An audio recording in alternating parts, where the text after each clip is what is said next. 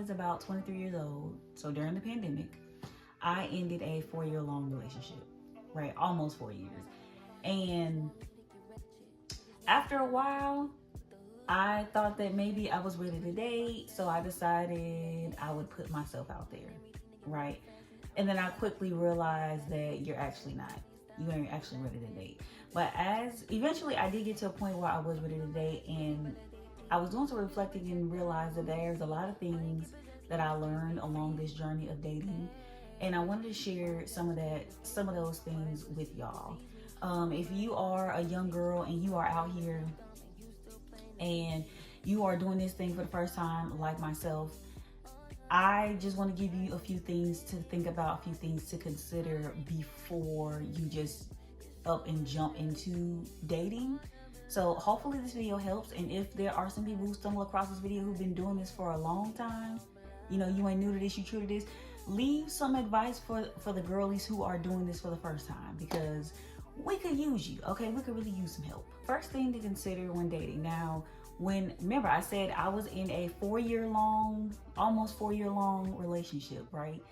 And the very first thing I did was be single. Consider being single before you start dating. Be one with yourself. Like, really get to know who you are, really get used to being alone. That's really what it is. Get used to being alone. Get to know what you like.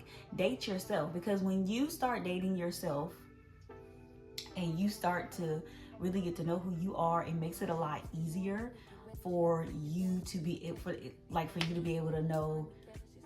It makes it a lot easier for you to be able to date. That's what I'm trying to say. It makes it a lot easier for you to be able to date. And it's one of those things where when you know what you like, you can better communicate that to the next person. You can really tell them hey, I like to do things like this, that, and the third. And it also helps you with your standards. Like, you are less prone to just accepting any old thing from any old body, you know? So consider just taking a breath, especially if you're just getting out of a long-term relationship that's 2-3 years or better. You might want to take a break.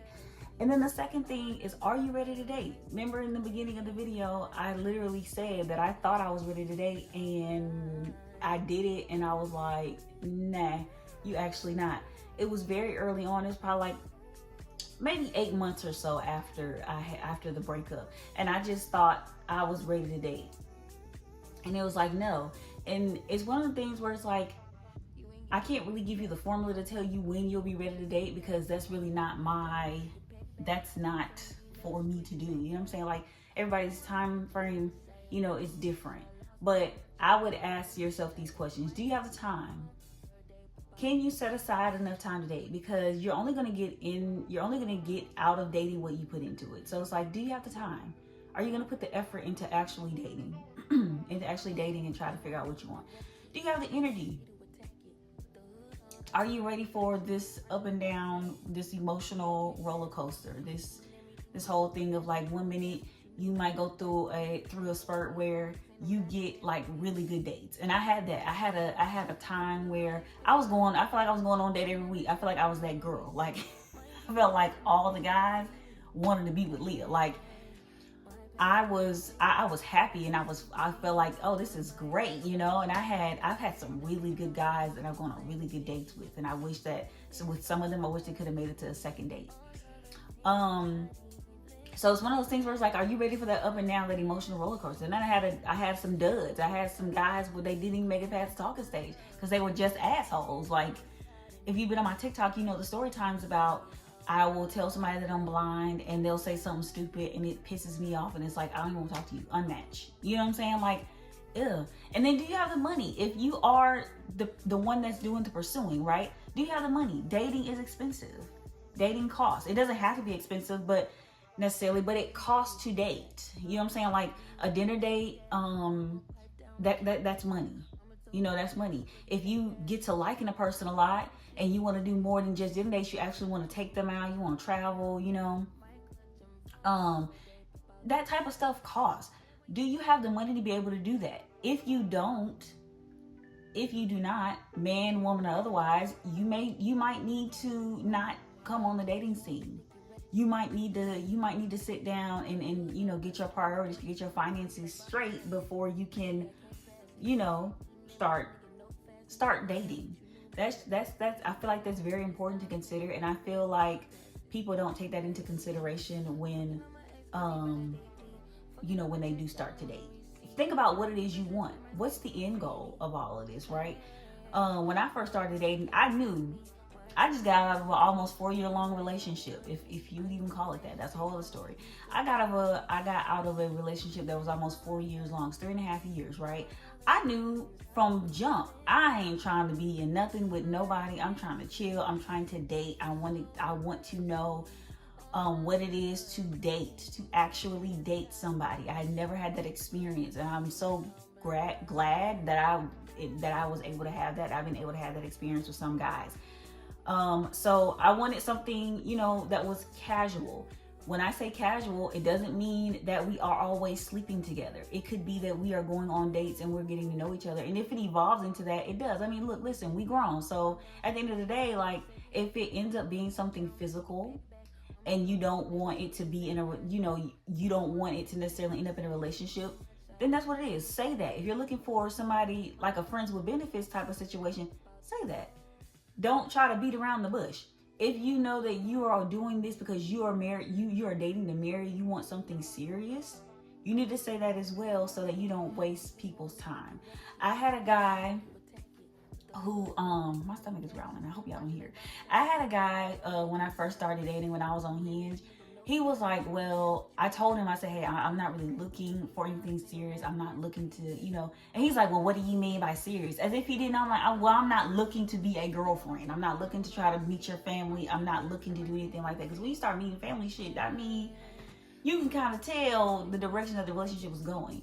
So he kept trying to say like, well, I think I could change your mind. I'm going to make you be my girlfriend. And that was an immediate turnoff, because if I said no, if I said already that I'm not trying to be that, why are you then trying to make it so? If it's meant for me to be your girlfriend, then let it progress to that naturally. You know what I'm saying? So make sure that you are very clear about what it is that you want. And if somebody tries to take it in another direction, I've had that happen too.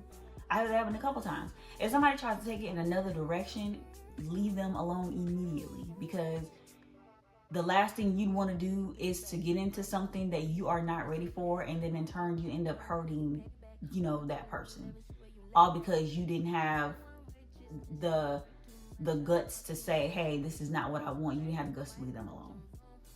So I would say that establish some type of boundaries. What type of dates will you accept? What type of dates will you go on? What type of men will you date? I think that's important too to know. If you are type of girl, you don't want no coffee date, no ice cream date, you don't want no plain old dinner date, say that. Hey, look, listen, I don't want that. That's low effort to me. I want you to do an activity. I've had dates where I've gone on activities where we've had an activity to do and then we ate. And I prefer those kinds of dates a lot more, because it gives you a lot more to talk about. And I feel like it just adds a little bit more substance to the date. My friend Aisha was like, well, I don't really like dinner dates, and I was like, girl, what's wrong with a fucking dinner date? You can talk. It, like, you're just focused on one thing, but it's like, I get it. It adds a little bit more substance to the date. It makes the date a bit more fun. It gives you a little bit more ground to cover, a little bit more something to talk about. Don't let social media dictate what type of dates you accept. If that's what you want, that's what you want. Also, in establishing your boundaries, are you going to have sex on the first night? If you don't do that, let that be known too. Because some men think that just because they took you on a $50 date, that they entitled to some ass, and that's not true. Like, that's no. And I've been in a situation where the guy was kind of pressuring me into doing that, and I gave in, and I regretted it afterwards because I didn't stick to my boundaries. I don't do that. That's not usually what I do.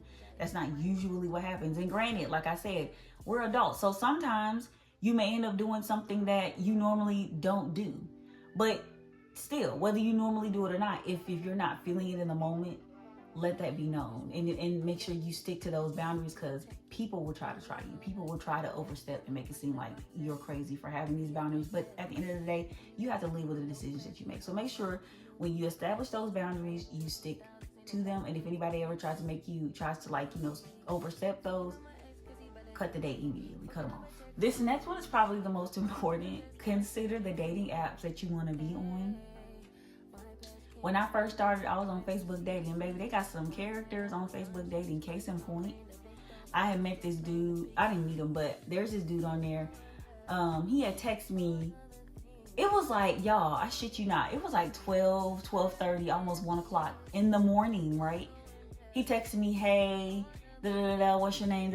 You trying to link? Wait a minute, you don't even know me. You don't know what parts I have down there. That picture that I put up there on Facebook, it could be a catfish. You don't know nothing about me. You don't know me, and you want to link? Well, you trying to link? No, I'm not. I'm actually not trying to link. I'm actually not. I don't even want to do that. I had somebody. I was scrolling through the profiles. I think it was either he liked me or I was just scrolling on the dating thing, and he was like, I'm in jail, but I'm about to come home soon. I got about a few more years left. Need somebody to hold me down. Oh no, I don't do that. I don't hold down folks in jail.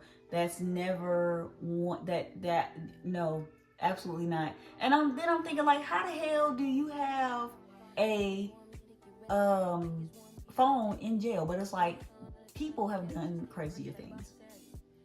So it's like, consider the dating apps. And that's not to say that like all the dating apps won't have like any type of assholes on them, because even on Hinge, I've had my fair share of assholes. But I'm just saying, sometimes different dating apps bring about different results. And another thing I tell you to do is expand beyond your neighborhood. So date people outside of the city, outside of the state. I've had a couple dates where they've been outside of the state, and those dates always seem to be better than the ones where you're finding men in your city. One of those guys that I dated, we dated for like a few months, probably about 8 or so months. And it was one of the best times I had ever had, because I got to see what it felt like to actually have somebody plan a date and really put details into a date and be, considerate. And which will lead me to the next thing. Decide whether or not you want to be a roster girl or you want to date one person at a time. Me personally, I say date them all until you feel like you found the one, if that's what you want to do.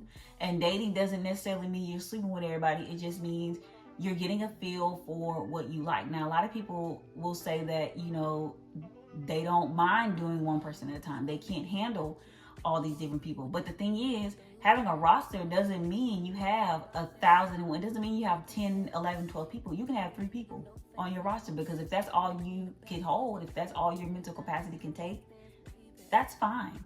But there's also nothing wrong with wanting to date one person at a time and wanting to get a feel for that one person. The only caveat with that is like, when you start feeling that one person and then that person leaves, you don't have anybody else that you can, I hate to say fall back on, but that's the phrase that comes to mind. You don't have anybody else you can fall back on. So I would still consider having at least 2 to 3 other guys that you are seeing. 2 to 3 guys you're seeing at a time. So that way, like, if it doesn't work, you still have, your options are still open. And also, one thing that I'm working on is diversifying the ways in which I'm meeting people. The sooner I can get out more, I know the better I feel like my experiences meeting guys would be. So I consider that as well. And like I said, when you're dating different guys at a time, like, take note of the things that you enjoy. I personally got to know what it felt like to be wine and dine and romance and all of those kinds of things. And I'm like, that is the type of stuff that I be looking for. Now, granted, this guy had a little bit more money, so he had the financial means to do it. But still, even if you didn't, there's all kinds of ways that you can make somebody feel special. There's all kinds of ways that a person can be considerate and make you feel, like they really took into account all the things that y'all talked about during those phone conversations. And that's really what counts. So to do a little recap, right? Consider being single. Be single first. Breathe. Take a breath. Your era of singleness can last for as long as you feel it should last. I'm not gonna tell you how long you need to be single because everybody is different. Consider the type of dates that you'll go on. Are you the type that you don't mind a nice little dinner date, or are you the type of person where you're like, hey, I need a little bit more effort? Also be upfront about what it is that you want, so you don't waste anybody else's time. Like, I feel like that is the most important, probably one of the most important, if not the most important tip that I could give you, because when you know what you want, it makes it easier to weed out the people who don't want the same things as you, or who don't know what they want at all. So that's something to consider. Consider the dating apps that you're on. All dating apps aren't the same. And all of them won't produce or yield the same results. So that is something to be mindful of when you are out here on these dates. And just, I'm trying to make sure I got all of them, and I feel like I did. But just be mindful of the things that, establish your boundaries as well. Make sure that you are standing firm on your boundaries. If you don't go to guys' houses on the first date, don't go to a guy's house on the first date. Don't try to let him, talk you into doing that. Don't do anything that you don't feel comfortable doing, because at the end of the day, you're gonna have to live with the after effects, the effects of that afterwards. So establish your boundaries and stand firm on your boundaries. I hope that this video was helpful to anybody who is experiencing this thing we call dating for the first time. There's a lot of piss and shit in the dating pool, but I just hope that this video kind of helped you you were better able to navigate the dating scene. You were better able to just kind of have a little bit more of a grasp on it, especially if you're somebody who's doing this for the first time. If you made it through to the video, you can put like a red heart or some type of emoji so that I know you watched it. Also, leave your dating tips in the comments. For all my OGs who ain't new to this, but they true to this, leave some of your dating tips in the comments for all the for us, newbies, because we could definitely use y'all's help. Also, thumbs up the video, subscribe, and turn on the bell so you can get all my post notifications. Thank y'all for watching, and I'll see y'all in the next one.